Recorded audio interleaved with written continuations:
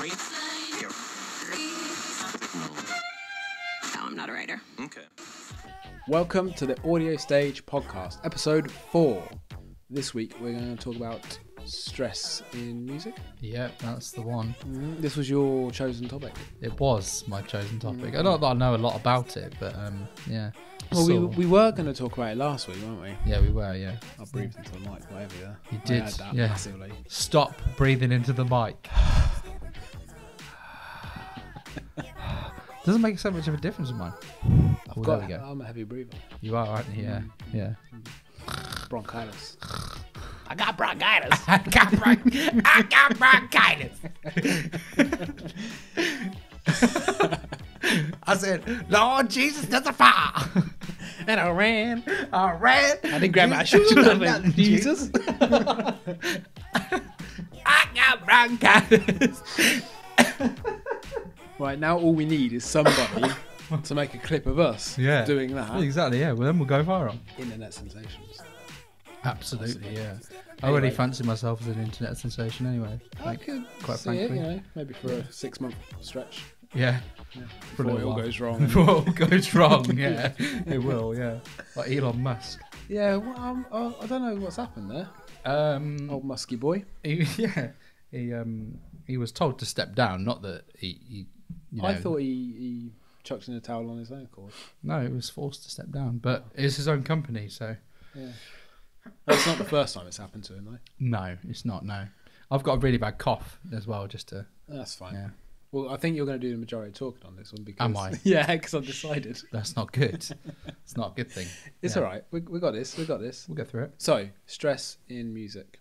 Stress. Where do you want to begin? Where do you want to start with it? I don't know really. I suppose we're just like I was reading an article online about it. Go up on YouTube. No, not YouTube. Facebook. And it seems to be rife. Apparently, it's one of the most stressful industries to be in. Which And we're we're essentially willingly going into it. Yeah. essentially at the beginning of this project. So you read an article, Read an article. It was about stress. Yeah. stress in music. Stress in music. Yeah, that Right. was it. Yeah.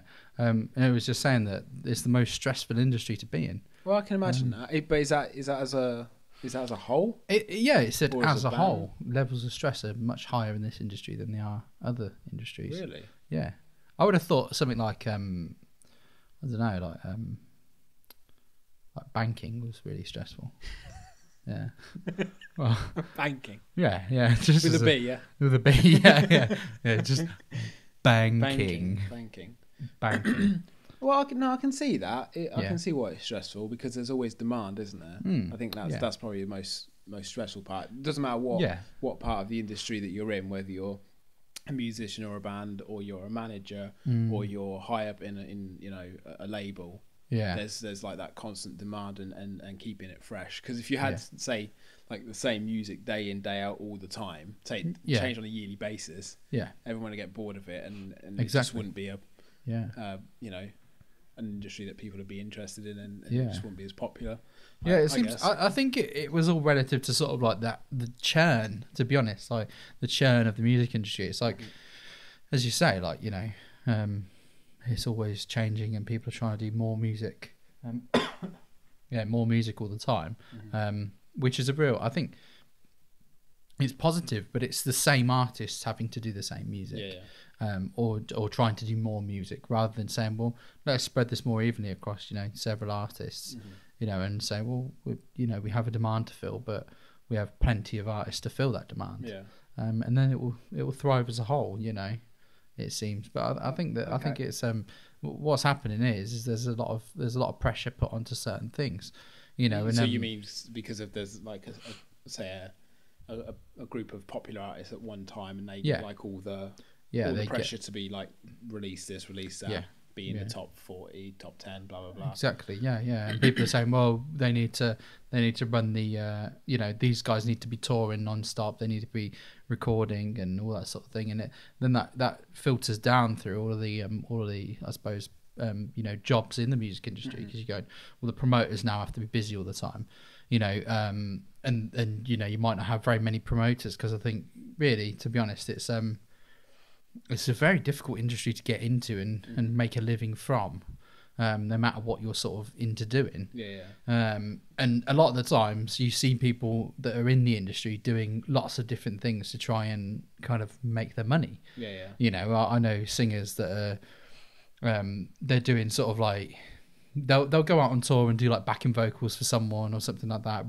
They want to be doing their own tours and things. Yeah, so they might be writing jingles or. Oh yeah, exactly. We were talking to Deanne, weren't we, the other day? Yeah. And she was writing like jingles, and then she's like backing singing for a Blues Brothers tribute tour or something like that. She's got and her like, own band on top of that. Yeah, exactly. It's like else. they're all trying to make ends meet, but that they're unable to focus on the one thing that they really want to do. Yeah. Because they're having to try and struggle their way through. So do you think that's part of the stressing as well? So as well as having like yeah the more popular and known bands currently, having pressure to do what they're being told to do, release things, a quick succession. Something because I don't think that creativity should be. It shouldn't be rushed. It shouldn't be rushed, but obviously it has to be in this industry. Yeah. Small water. Yeah. And then obviously you've got then people like Deanne. Yeah. Deanne Dexter, who we've got on in a few weeks. Yeah. Who is not a signed artist, but she's doing multiple jobs within the industry to try and make it. So consequently, she's getting. Possibly, I don't know. We didn't ask her, but I assume stressed because obviously she's doing this, doing that. Oh yeah, definitely. And trying to make. Yeah, I imagine there's elements of it that are enjoyable, but I imagine that trying to make your money solely out of the music industry is very, very difficult. Yeah. And I think that you either have to be someone. It's either right place, right time, or you have to be someone with an idea. Yeah. Someone who's really got a great idea, and that other people can ascribe to as well. Because I think, like what we're saying with AudioStage, like it'd be great to make money from AudioStage and have this as our full-time job. I'm not stressed or concerned about it. No. It doesn't bother me whether it takes off or not. It's something that we do out of love and enjoy. Yeah, from a financial point of view. Exactly, because we've got full-time jobs on the other side of our lives. I do agree with that, and then I don't as well, because from my point of view with it, I don't know if it's because obviously I've got kids as well. Yeah. And then I know we both work, but just for me, like it's like. You got the kids and the family, and then you got work, and then I also do a bit of photography on the side, and then there's this as well. And it's and because I look after the social media currently and putting the videos together, it's the constant sort of daily make sure that goes up, because if you're not consistent, then this probably isn't going to work. Yeah, exactly. So for me, there is an element of stress here already at the beginning. Now that may ease off once we start getting bigger, and we can hire someone to edit the videos. We can hire someone to do the social media, and then we can concentrate on bigger picture stuff. Yeah. But at the start, there is that slight element of stress from this alone. Yeah, I know what you mean. Yeah. But what about you in terms of maybe not so much AudioStage, but have you had any stress within music in the time since you've been playing? I mean, how long have you been playing? And in bands, say? Probably in bands for about 10 years, yeah. To be honest, like there's lots of things. I think for me, there's like, things not putting in the right direction. There's certain elements of, especially music, where when you feel like you're the only person doing everything, and that becomes very, very tiring very, very quickly. Yeah. That's very stressful, trying to organise a bunch of people that completely aren't, they seem nonplussed, but as soon as the gig goes well and they're getting praised for it, it's like, oh great, but they don't see. But I think that's where I think we're similar people in that aspect, and I don't think because you essentially become the leader of certain projects that you're doing, and there's always somebody at the forefront to lead the way, and then others as it filters down. Not to say that anybody's less important than the person that's that looks like they're pushing it more, and so much so with you in the band. So it might be stressful because you think you're the only one doing it, but it might be that those other guys that are in your band are looking to you to do that anyway, because that's not how they are. Yeah. So they might be getting stressed in a different way. Yeah. But obviously, you're getting stressed because you think I'm the only one fucking doing something here. Yeah, exactly. Which is really infuriating. Yeah, like, but really it might not. It's not. It might not always be that the way. Case. Yeah. You're probably right. Yeah. You know, because if you're the sort of person that automatically goes for a leadership role, regardless of what the project is, then it's just how you are. Yeah. Exactly, then you're automatically going to get stressed about doing, the essentially most amount of work, making sure everything's in its place. Yeah, definitely. Which I think is good that we're trialing this out. Well, not trialing, I guess we are doing this now. Yeah. Because we're both like that. Yeah. I think it might relieve a little bit of stress because. Yeah, I think so. Yeah. Definitely. Because we're both sort of in a leadership role. Yeah. That there's less like, oh, he's not doing this, he's not doing that. We're both pushing together. Yeah, we're both driving it. Yeah, exactly. So it's the work is spread a little bit. Yeah. Which is why I'm so keen on that. Anyone who is involved with this project with us. Yeah. Has an even say essentially. So everyone gets their part that they're strong at and have input as well. Like equally done. Absolutely, yeah. And it's, it comes on to, we're doing series 2 now, and we've got Graham on board. Yeah, who's doing our video. He's a fantastic videographer. Yeah. I mean, he's absolutely brilliant. Yeah, good find. And he's a very good find. Really, credit to you. And this is what I wanted. I want someone there to look after the video, and for me not to have to do it, and not in a lazy way, because I mean. I was only doing the video originally from a photographic background. Yeah. So I don't really know much about video, and setting up a video. Yeah. For a shot is different to setting up a food item or whatever I was doing. Before, like photography wise, it's two different things. Lighting's different. There's different things to consider.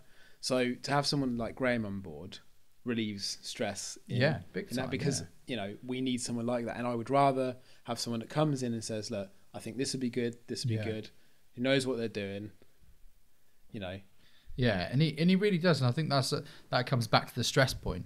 I think it alleviates some of your stress, because he's able to come in and go, I've got a great idea for this angle, or this should look like this, and you go, oh, actually, thanks for coming up with that on your own back. Now in the sessions I can concentrate on making sure it runs smoothly, because obviously you're doing the sound, you need to make sure that's on point.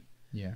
So I can now make sure if everything's all good, you're all good doing the sound, Graham's all good doing the video. Yeah. If the band are happy, everything's good, I've made sure it's all good, then that is my job on that particular day. Absolutely. And that, relieves stress massively for that. Still got to come back and edit them, much like you've got to do on the audio. Yeah, exactly. Yeah. But it's just one of those things, I guess. Yeah. The same goes for Jay, my brother. Yeah. Who we've got doing like our, I guess, market and promotional side of things. Yeah. As a brand ambassador, as we're trialing in a minute.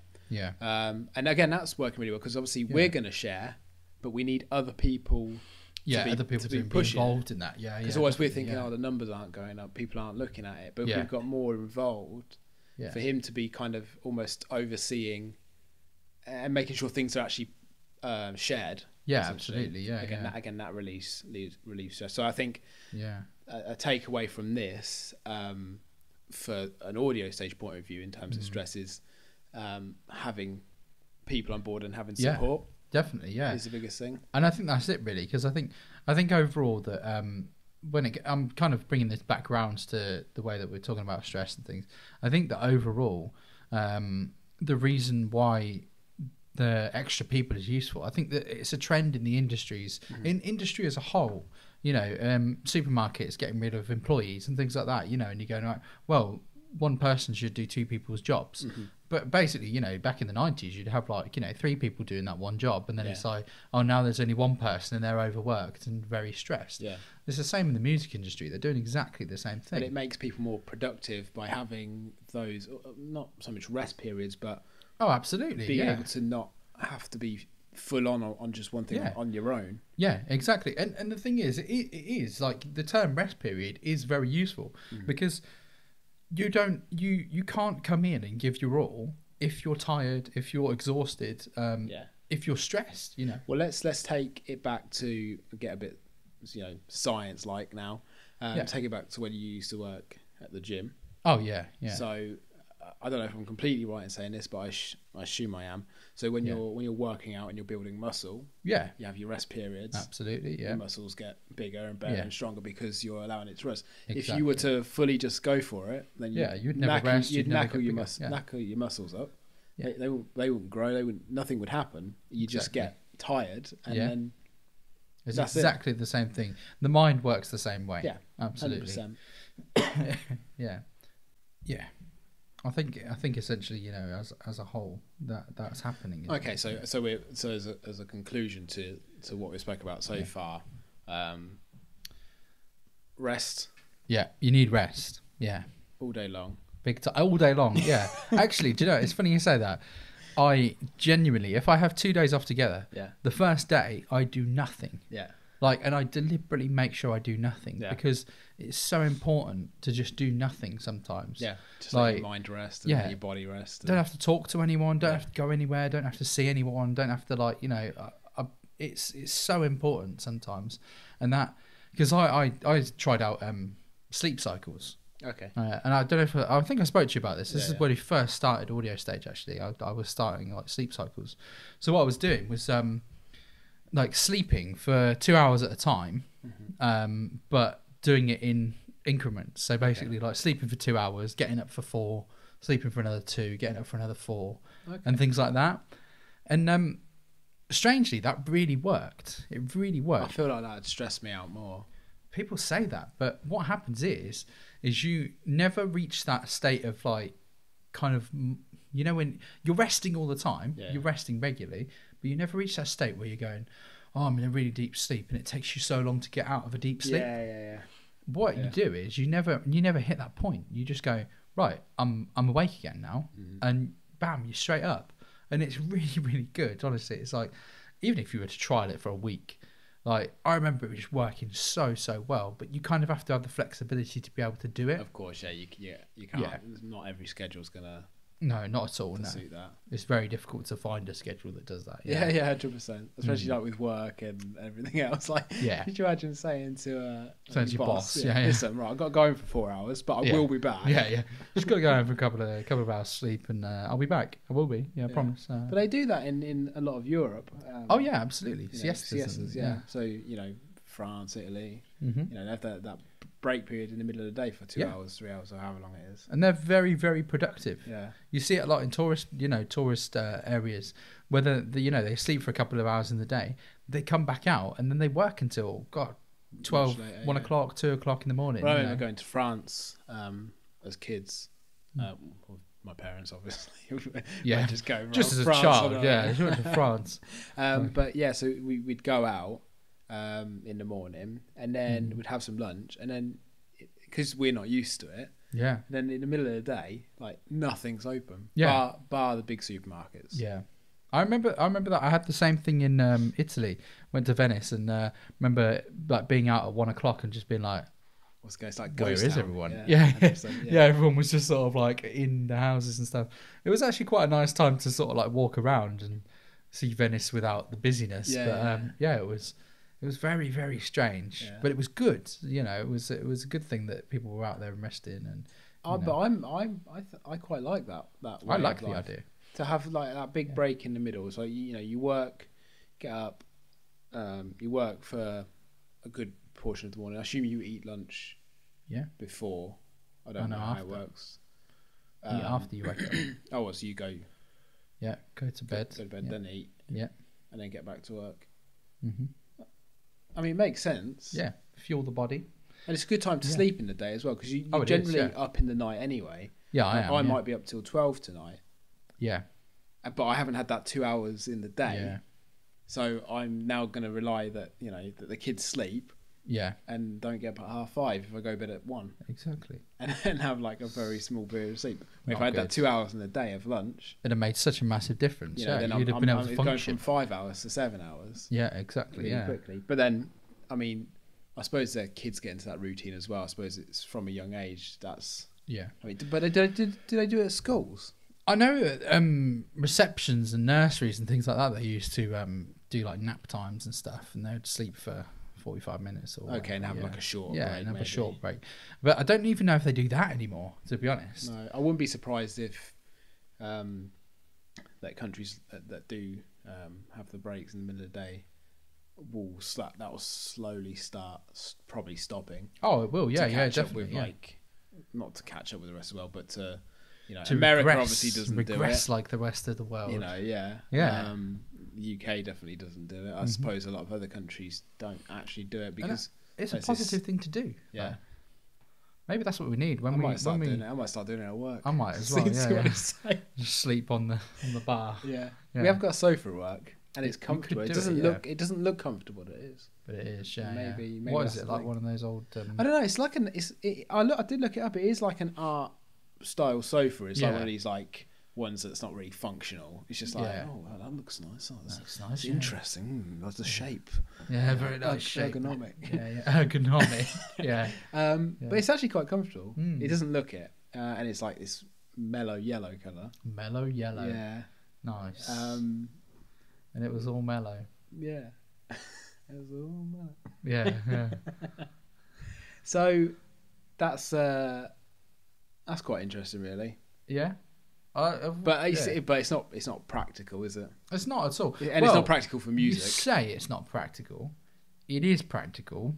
It's just that the Western world, unfortunately, hasn't adopted that standpoint. But then maybe AudioStage should. I agree wholeheartedly. Once we're on this full time, see how that affects the business. Nap times. When we've got like it's funny you say hundreds that, of calls coming through. It's funny they just have to wait, won't they? Just have to wait for a response. You don't need to ring. We're closed between those hours. Yeah.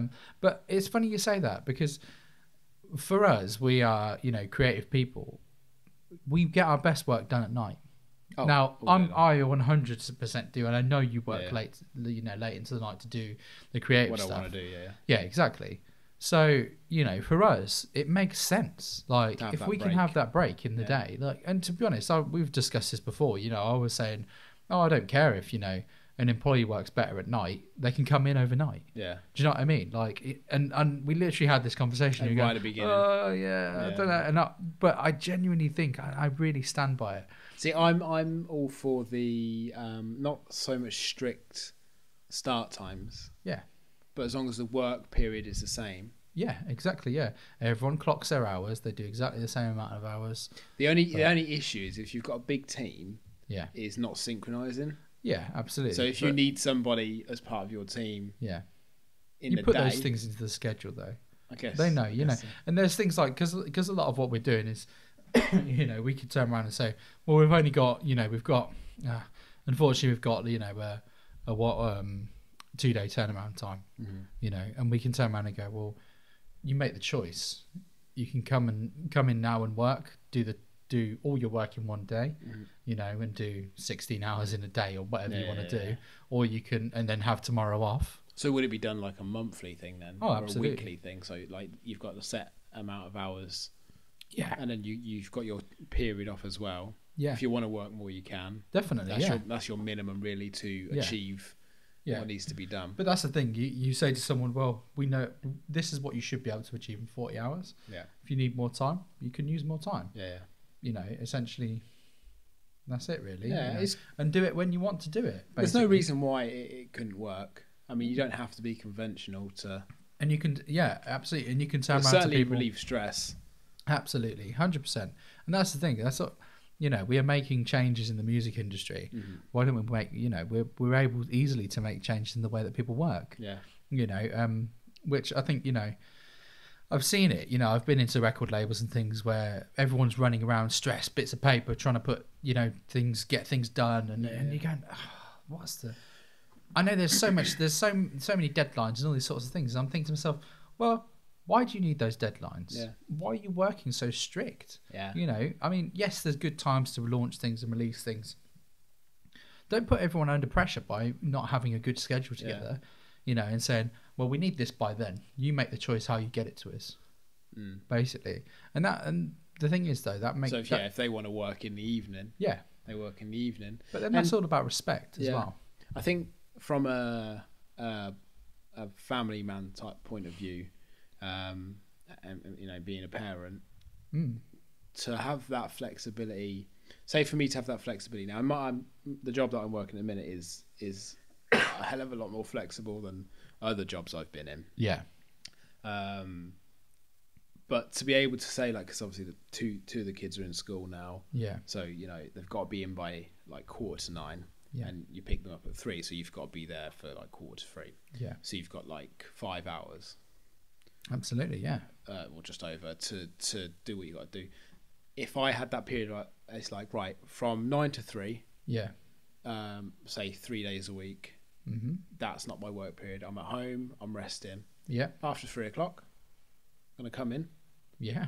And I'll do 7 hours. I'll work until 9 or whatever. Exactly. And you can mix it up. So like, you obviously then you see the kids in the evening sometimes. Yeah, absolutely. Or whichever way you want to do it.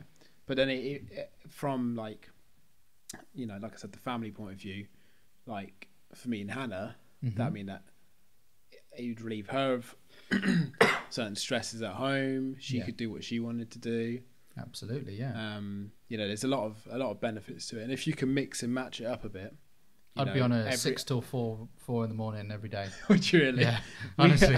We're just not going to see each other. No, we'll see each other for a couple of hours. There'll be a crossover period. It'd be like we're like shift managers. This way it will be. Like, all right, mate. Yeah, Kevin, he's not done too well. Can you just keep an eye on him? He's on the middle shift. Oh yeah, middle shift. Yeah. Just watch it. It'd be quite good, actually. Yeah, it would be good. It would be genuinely good. Yeah, I like the idea of it. It's it's definitely something for us to trial. Yeah.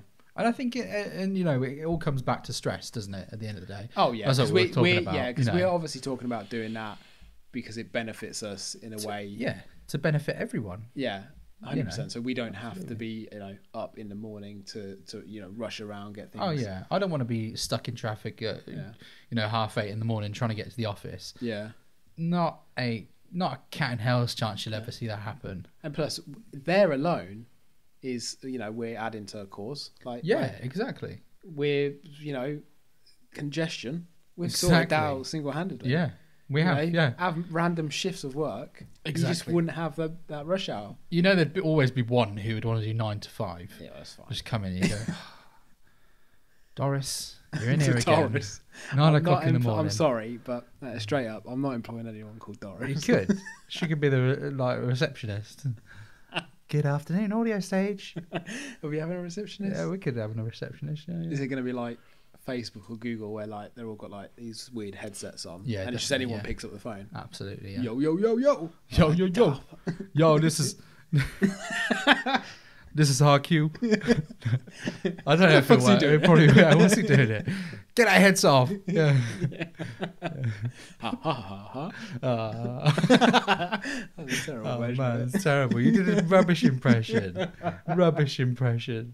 Yeah. I reckon I could be the next RQ. You could. Yeah, RQ2. RQ2. Yeah. Yeah. Mm. No, I'm no rapper. You're no lyricist, are you? I don't know. Yeah, you got some. No, I'm not. Got something in the bank. Definitely not. Yeah. No. So that's our take on stress, then. So it's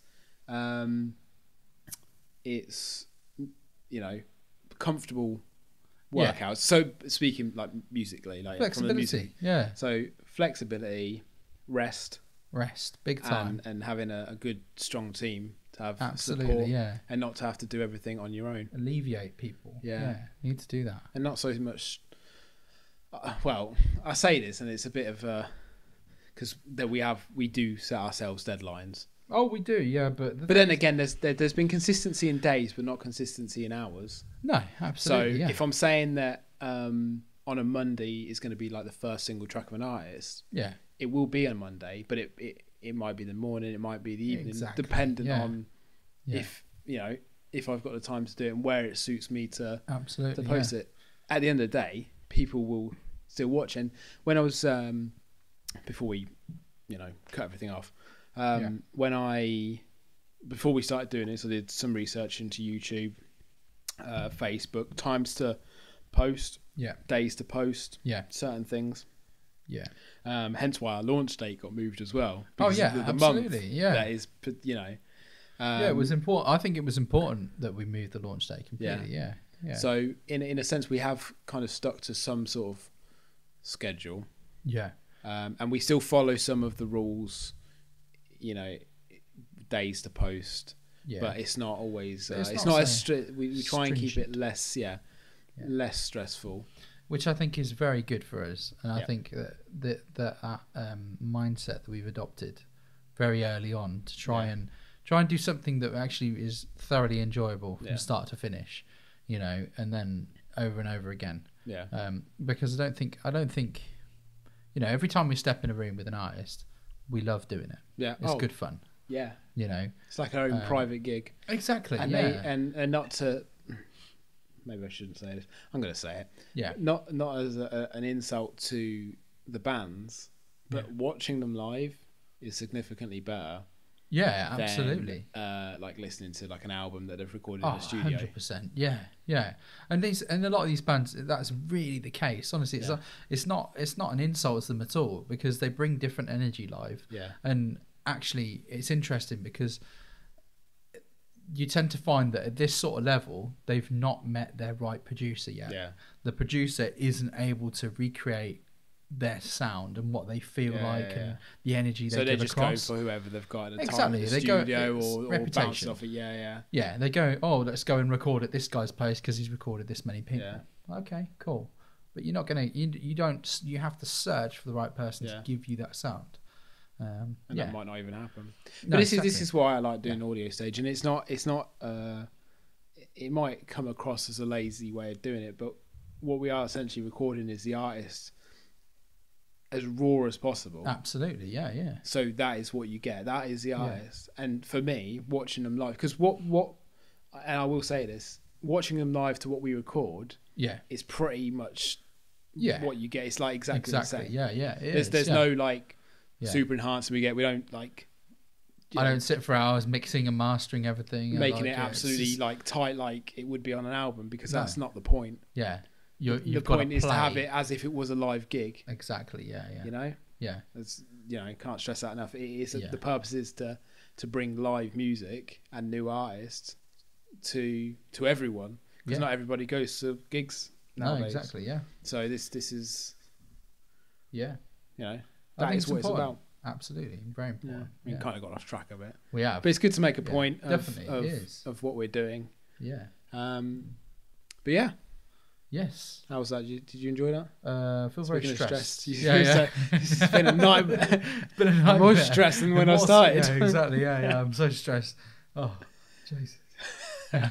I'm just gonna have a lie down. I might have to have a lie down. My blood pressure's way up. Now I've got 2 days to fucking edit this. I'll just add more to the pile. Well, I got 2 days off, so it's all right. Cheers. I'll be doing nothing tomorrow. Text me Wednesday. It's done yet, mate. It's done yet. Yeah. Strict deadlines, mate. Strict deadlines. Get on it. All right. Yeah. I want this by 5. We've never been like that. Never been like that. Yeah. Have you done it? Oh, maybe. No, it's all right. Yeah. To be fair, I have still got stuff from Series 1 to finish, and we started Series 2. Yeah. But I'll get them done. I'll get them done in a relaxed time. And the thing is, if I stressfully do it, it's not going to be good. Then it will be like, just rush it, do it. Yeah. Where if I do it in the time, as long as I get it done in that time scale, I'm not talking about doing things late. Yeah. I'm talking about doing things in your own time. Yeah, in a more relaxed. Yeah. You know, stress-free environment. Yeah. Yeah. I think like so. It. Yeah. Well, that's that. That's I think we can finish that one. Episode 4. That was our take on stress in the. So I think stress as a whole, and stress within music. Again, as I say for most of these podcasts, if anybody feels like commenting or saying anything about, it is important though. I mean, like stress obviously is an issue and does lead to, you know, other things including depression, anxiety, you know, things that make people very unhappy and unstable and you know.